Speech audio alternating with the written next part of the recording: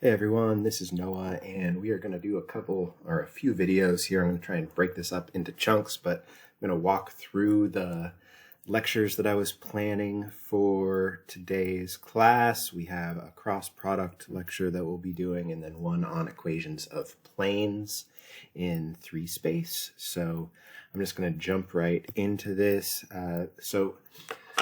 Cross product and dot product are 2 ways of multiplying vectors.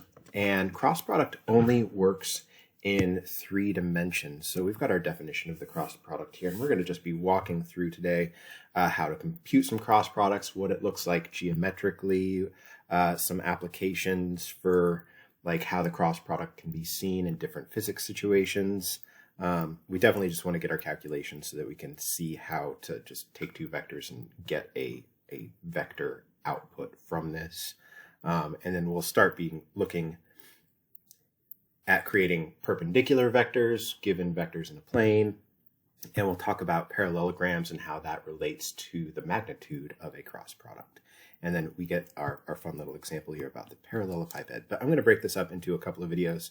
So I'm going to aim for about 20 to 25 minutes per video here, just so that it's not just these super long videos and you can kind of break it into chunks. So we've got 2 vectors, A and B. And I'm just drawing 2 vectors, and I need you to just imagine that we are in a 3-dimensional world here, and the vector B, say, is kind of going backwards as well as up. It's not just straight up. We're not just in this plane here. And we're thinking of crossing A with B, and what are we going to get out of that? And it's going to end up being a vector that is in this direction. This is A cross B. And this new vector is at a right angle to both of the original vectors A and B. So A cross B is perpendicular to A, and A cross B is perpendicular to B. It's perpendicular to both of them. Now that's one way of that's one of the vectors that's perpendicular to both A and B, but there's another vector that's also perpendicular to both that's facing just the opposite direction. This is B cross A here.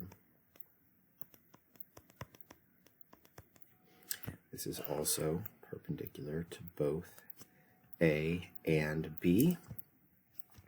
And we think of this using a right-hand rule, and if you're comfortable with the right-hand rule, that's great, but I like to think of it like a lefty-loosey, righty-tighty rule here for knowing which direction. So if I'm doing A cross B, so I'm going from A to B, we're going this way, then if this was a screw, then the screw would be coming up out of the wall here, while if we are rotating this way, B cross A, then the screw would go down into the wall, right? Righty-tighty in that case.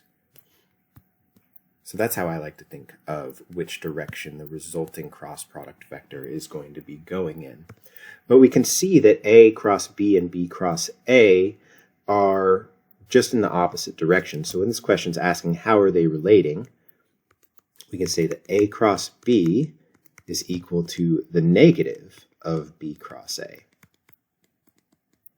Right? They're the same vector but in opposite directions. And the other thing that we want to pay attention to is the length here. And this is given in the definition above.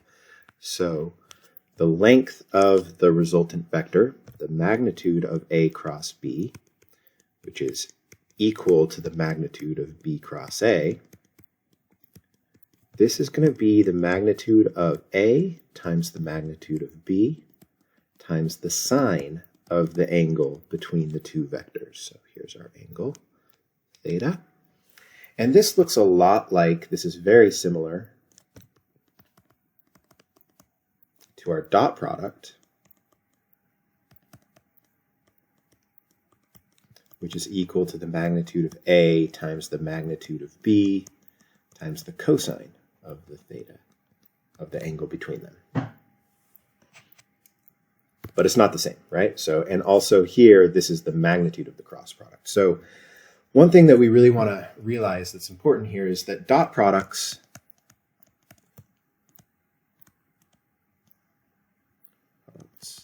output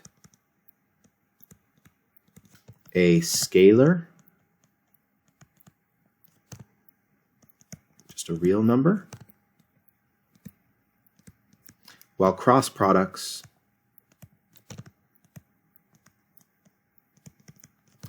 output a vector.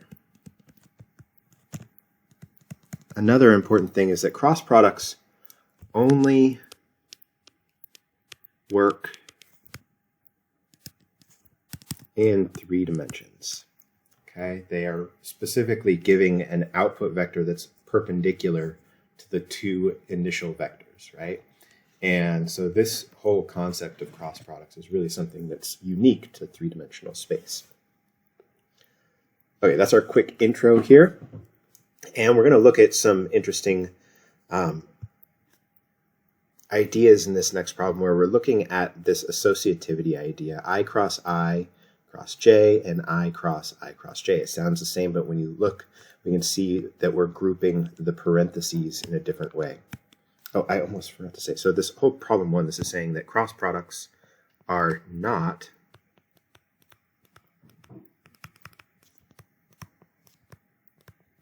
commutative, right? A cross B does not equal B cross A. We can't just switch the order around. And we're going to see here that it's also not associative. So let's look at how we're going to compute I cross j. So I and j are unit vectors. Say this is I and this is j. They are unit vectors in the x and y directions respectively. This is the vector k here. It's in the direction of positive z. And let's look at the magnitude of I cross I. This is the magnitude of I times the magnitude of I times the sine of 0, right? The angle between I and itself is 0, so this whole thing is going to be 0. So I cross I must be the 0 vector, right? Because the 0 vector is the only vector that has a length of 0. On the other hand, if we look at the magnitude of I cross j, the magnitude of I times the magnitude of j times the sine, and the angle between I and j is 90 degrees. So this is all going to equal to 1. And if we're doing our righty-tighty, lefty-loosey rule, if we're doing I to I cross j, then our angle over here in my picture on the left is going where we're rotating, and the screw would be coming up in the z direction. So I cross j must be in the direction of the z-axis, the positive z-axis, and it has a length of 1, which is the definition of the unit vector k here.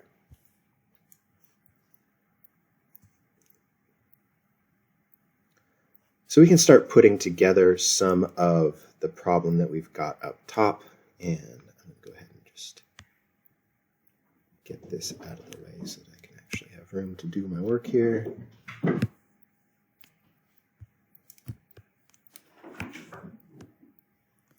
So I cross j, if we're doing stuff in this order, is going to be the 0 vector crossed with the vector j. And if we are doing a cross product with the 0 vector, that's just going to output the 0. So the 0 vector, we use that in a cross product, is going to output the 0 vector, just like we would hope and expect it to do. Okay, and we can double check that if we did a magnitude deal. So the magnitude of 0 times the magnitude of j times the sine of the angle between them. Well, the magnitude of 0 is 0, so the whole thing is just going to be 0. Now, we also want to look at I crossed with, in parentheses, I cross j. And we found that I cross j is the k vector. So this is going to be I cross k. So how are we going to do I cross k? So here I'm looking over at my picture on the left, and we're going in this direction, and that is going to cause a vector that comes out towards us in the negative j direction. And it's also going to have a length of 1, since the sine of the angle between them, sine of 90 degrees is 1, the magnitude of I is 1, the magnitude of k is 1. So when we do our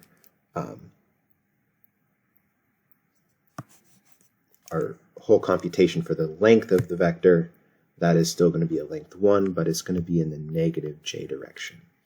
And so we see from this, again, that we don't have a property that we're normally used to. So generally, cross products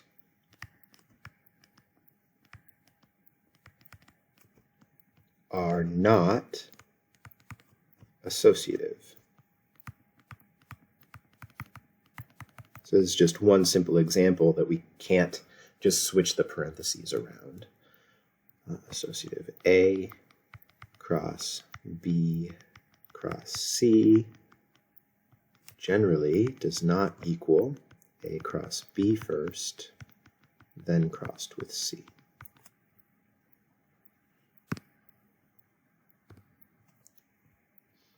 So this is just our intro to the cross product. And let's see, do I want to... Yeah, let's do one more problem here on this application. And then I think I'll probably stop at that point and start a new video. Okay, so I'm just kind of thinking through my plan here as I go. A bolt is tightened by applying a 40 Newton force to a 0.25 meter wrench at an angle of 75 degrees with the arm of the wrench. Find the magnitude of the torque about the center of the bolt. So we'll talk about torque here in a second. Let's just draw a picture of our scenario. Got a wrench.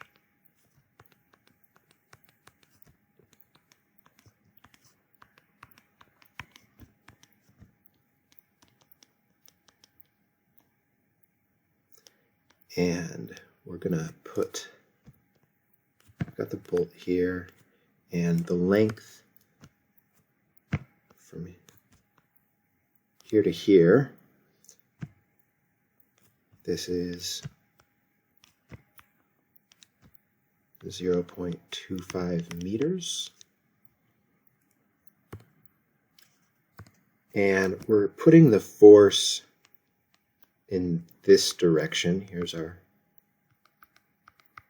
force, and this is an angle of 75 degrees. So this is the situation, and the magnitude of that force vector is 40 newtons. Now I'm also going to give this red line the length of the wrench, give it a vector description. So this I'm going to call vector L, that starts at the back end of the wrench where we're putting the force in, and it goes towards the direction of the bolt. So the torque is going to be measured in Newton meters. And this actually has the same units as work, but this is a rotational type of thing. It's saying kind of, it's like an angular force, but it's giving us a magnitude of a force, and also the meters is kind of telling us like how long that wrench is to help us how much leverage we're putting in here. This is like Archimedes' principle, where the give me a lever long enough and I can move the world type of thing, where say you're trying to pull a lug nut off your car and it's stuck. If you get a longer wrench, or they'll have like an extender that you can add onto the end of the wrench, and that helps give you the additional torque to be able to turn that bolt. So the magnitude of the torque is going to be the force perpendicular to the length of the wrench times the length of the wrench itself. Okay, so this is the force perpendicular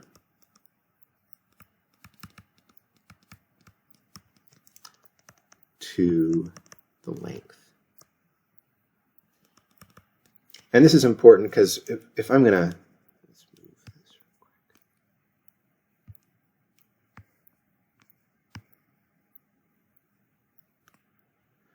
If I were to push on the wrench from this angle, that wouldn't turn the bolt at all, right? That force is actually completely wasted. We could put that force on there, but that is just trying to break the head of the bolt off. That's not actually going to help us turn in any way.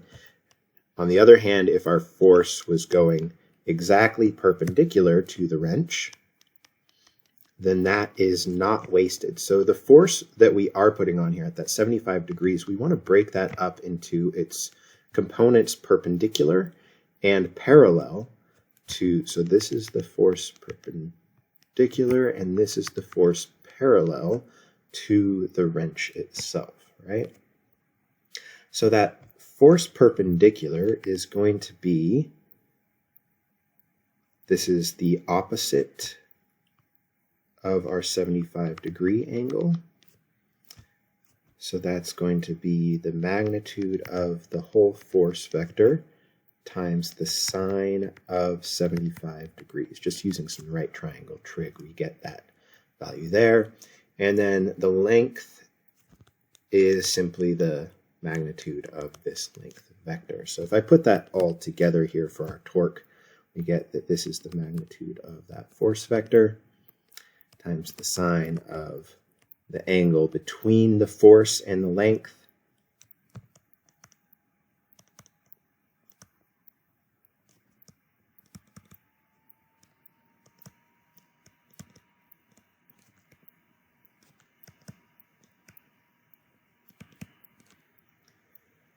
And then this is times the magnitude of the length, and we can just rearrange this real quick.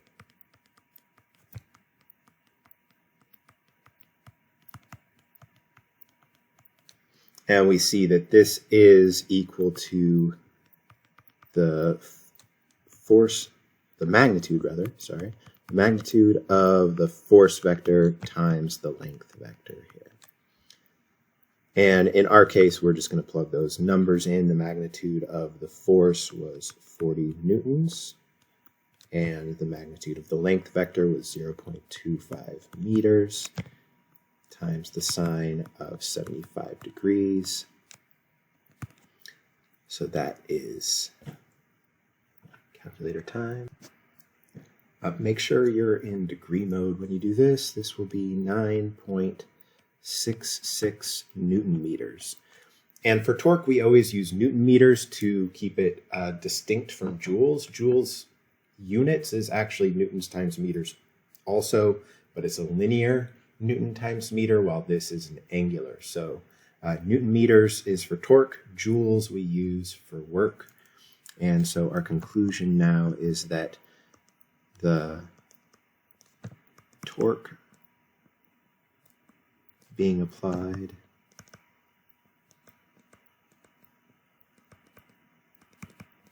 to the bolt is about 9.66 Newton meters. So we're always answering story problems with a complete sentence that answers the question being posed, okay? All right, I'm going to call that good. That's almost 20 minutes here for our first video. Go ahead and take a quick breather if you want to, and then I will jump into, in the next video, actually computing the cross product and seeing how that relates to perpendicular vectors. And just depending on that flow, I may do just one more video for this worksheet or two. We'll see how that goes. So, all right, I will see you in the next one.